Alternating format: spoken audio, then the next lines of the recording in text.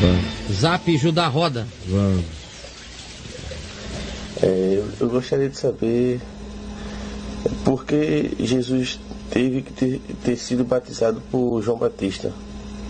Se a Bíblia fala que ele não teve pecado original e João Batista batizava justamente para a remissão dos pecados.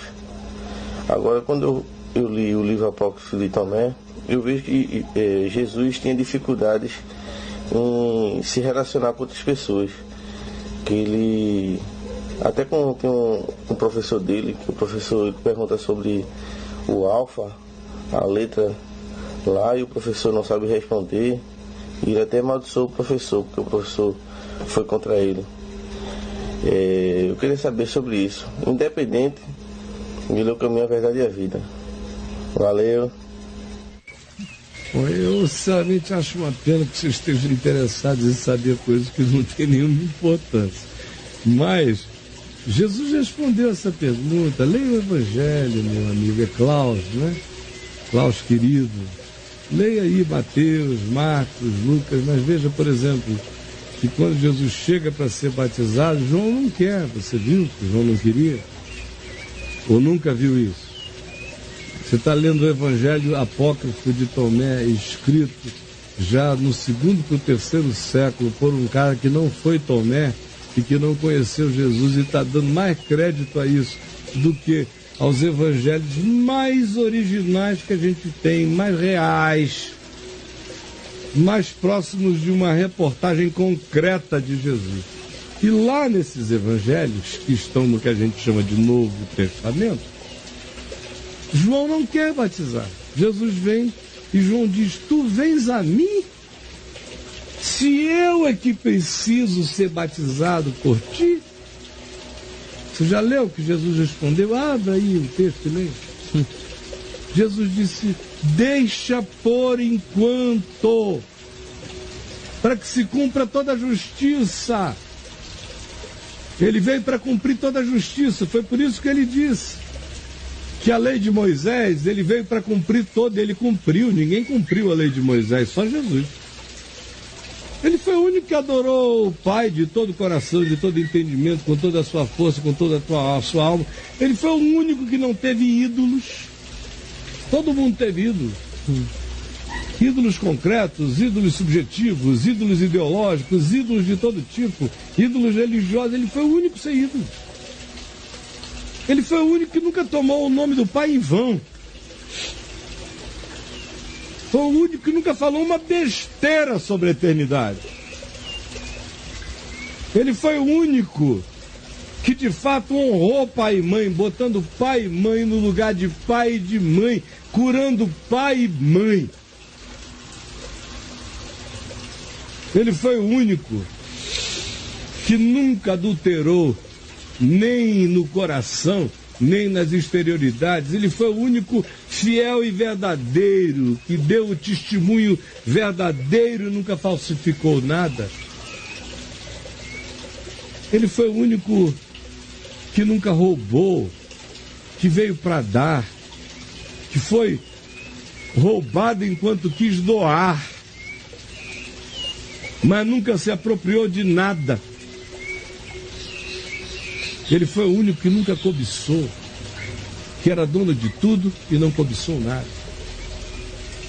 Então ele cumpriu a justiça de Moisés e cumpriu a de João Batista. João Batista estava ali do ponto de vista de Jesus. João Batista era superior a Moisés, a Elias, a todo mundo.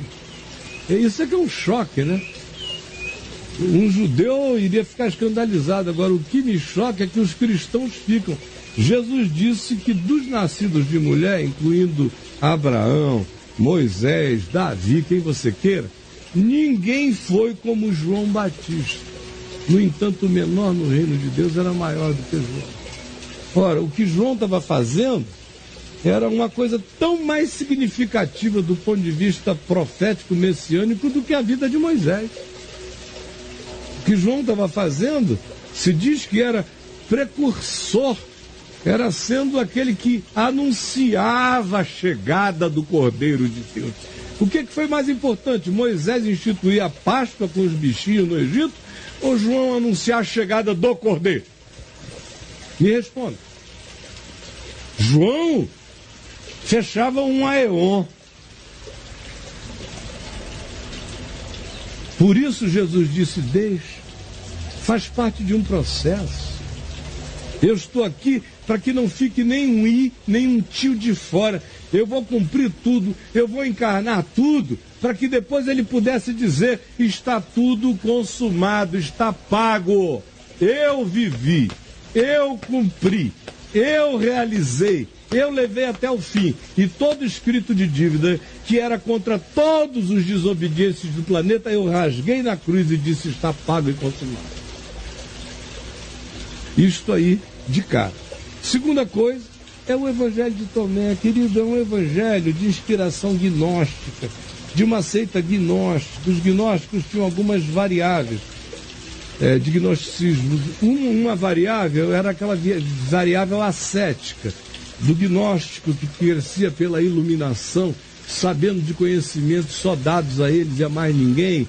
Esses se sentiam iluminados e esses também, na maioria das vezes, faziam parte de grupos ascéticos que achavam que para se iluminarem não podiam ter sexo, não podiam beber álcool, tinham que comer só um certo tipo de comida.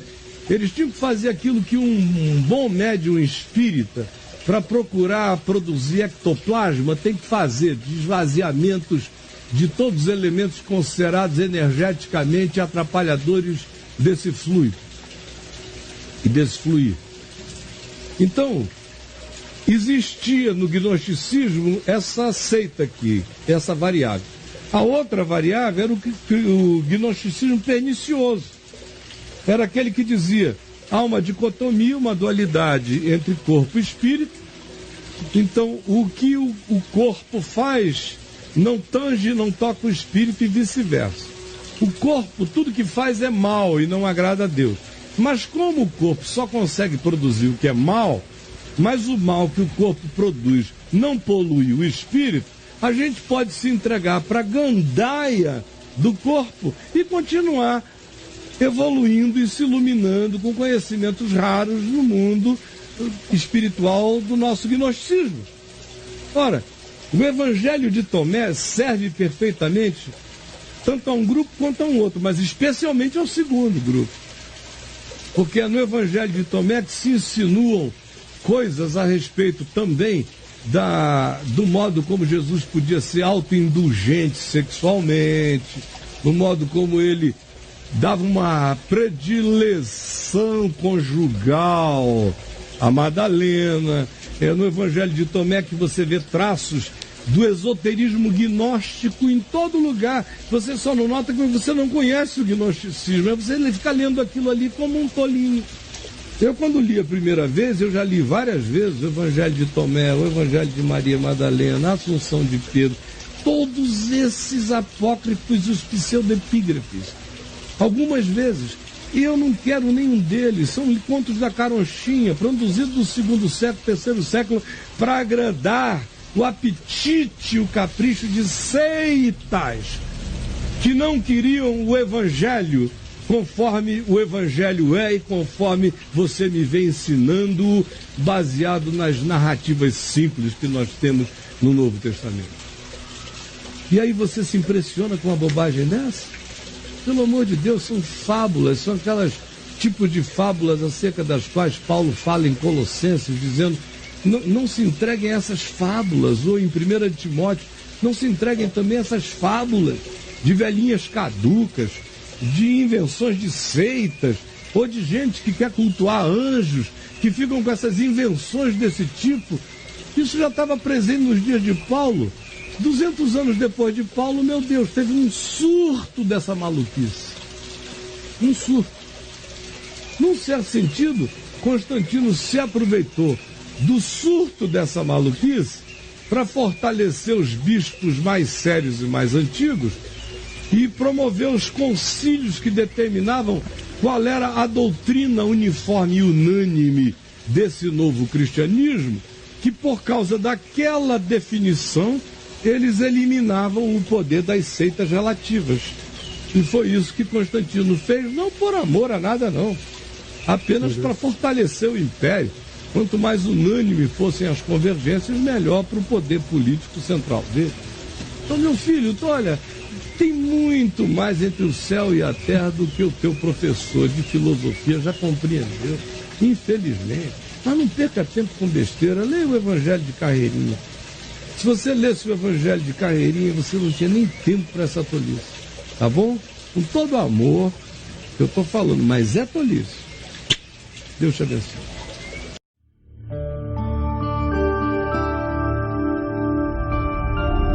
Vem IVTV, o canal é você.